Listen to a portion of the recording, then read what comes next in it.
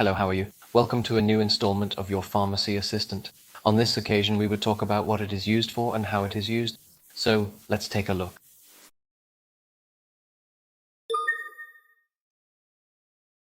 Hey everyone, today we're going to talk about Alprazolam, a medication commonly used for anxiety and panic. In this video, I'll explain everything you need to know about how and when to use Alprazolam. Let's get started. First, what is Alprazolam? Alprazolam belongs to a group of medications called benzodiazepines. It is mainly used to treat anxiety and panic attacks.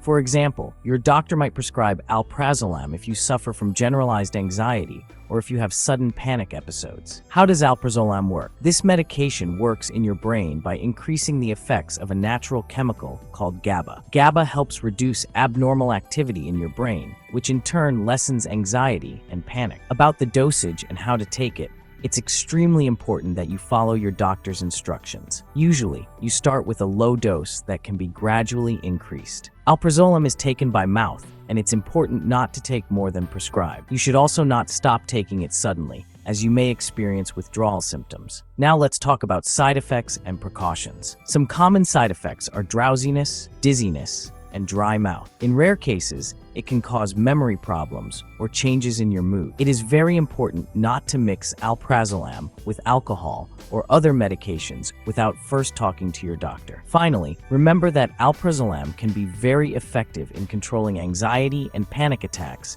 if used correctly. Always follow your doctor's instructions and don't hesitate to ask if you have any questions or concerns. Thanks for watching this video.